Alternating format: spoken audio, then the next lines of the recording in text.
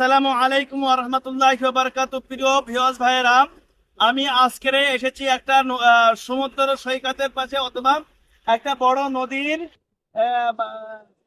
পাশে, এবং এই নদীর ধারে এসেছি একটাই কারণে, একটাই উদ্দেশ্য হলো এখানকার এই নদীর পানির সংগ্রহ করা। আর এই নদীর পানি সংগ্রহ করতে আমি 150 কিলোমিটার দূরে কেন আসলাম? এই নদীর পানি সংগ্রহ করে এই জন্য এসেছি, এরা এই পানিটা নিয়ে জাদু, কুফরি, কালাম, পান, টোনা পুরো নিমিষের মধ্যে আল্লাহর পাক কালামুল্লাহ শরীফের মাধ্যম দ্বারাই বিনষ্ট করে দেবো, শেষ করে দেবো, ধ্বংস হয়ে যাবে। যদি একবার আমি পানি দিয়ে ফুঁতো পাই, এই পানি তুলে তারপরে সঙ্গে সঙ্গে ধ্বংস হয়ে যাবে এই পানি দ্বারা। এই পানি দ্বারা কি করতে হবে? তাকে গোসল করে দিতে হবে বা অন্য অন্য তদ্বি গিয়ে জাদু, কুফরি, কালামের উপর ছেড়ে দিতে হবে, সঙ্গে সঙ্গে ধ্বংস হয়ে যাবে। কিন্তু এই পানি তুলতে গেলে কিছু আমল প্রয়োজন, কিছু সময় প্রয়োজন, কিছু নির্ধারিত জায়গা প্রয়োজন। যেমন এই নদীর এই পানি তুলতে গেলে ত্রিমুখী নদী হওয়া প্রয়োজন, ত্রিমুখী কি সমুদ্র হওয়া প্রয়োজন। এইটা ত্রিমুখী নদী, আপনারা দেখতে পাচ্ছেন এইদিকে একটা নদী চলে গেল, এই সুদা এসে চলে গিয়েছে, আর এই সুদা নদী এসে চলে গিয়েছে। ত্রিমুখী নদী এটা, বা ত্রিমুখী সমুদ্র। এই জায়গাতে আমি পানিটা তুলবো সেই সোজাসুজি করে, এবং এতে কিছু আমল প্রয়োজন, সে আমল করতে করতে এই পানিটা তুলতে হবে, এবং এই সময়ের মধ্যে তুলতে হবে। ইনশাআল্লাহ হয়ে গেলে আল্লাহ পাকের রহমতে ফজল করমে যত বড় জাদু হোক না কেন, যত বড় কুফরি কালেমে হোক না কেন, সে ধ্বংস হবেই হবে।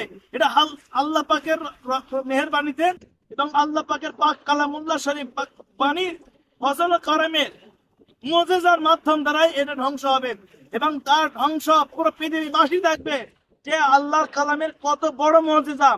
অনেক ব্যক্তি মুসলমান সেজে যে বাড়ি কুফরি কালামি করেন এবং কি জাদু, পান, টোনা করে অন্য মানুষকে শাস্তি দেওয়ার জন্য ক্ষতি করে। আমি একটা কুফরি কালামি ধ্বংস করতে করতে পরে দেখতে পেলাম, ধ্বংস করতে করতে একটা বাচ্চা 2 দিন হয়েছে ইন্তেকাল করেছে, সেই বাচ্চাকে সেই কবর থেকে তুলে তুলে তাকে মাথা ফাটিয়ে কোন তান্ত্রিক কাছে দিয়ে সেই তান্ত্রিক তার রক্ত পান করেছে। তার রক্ত পান করার পরে সেই বাচ্চাটাকে নিয়ে তার ভিটে পুঁতে রেখে দিয়েছে, যাতে করে তার কি অন্য জনের সম্পদ, মাল আমল নিজের হাতিয়ে নিতে পারে, তার উপরে কুফরি কালামি করে।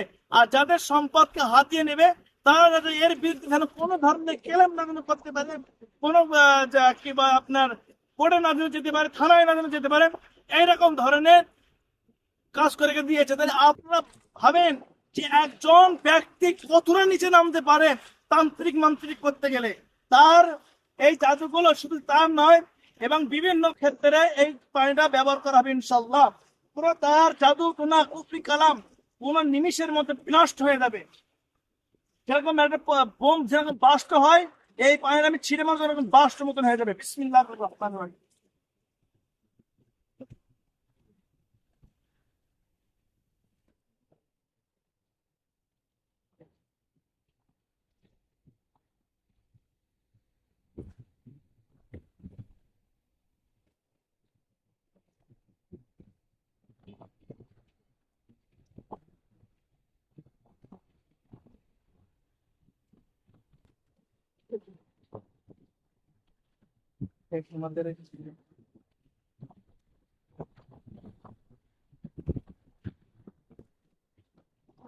আমি পানিটা তুলে নিলাম আল্লাহ পাকের মেহেরবানিতে, দয়াতে। এই পানিটা ইনশাল্লাহ আমল করতে করতে আমি কিন্তু এই পানিটা তুলেছি।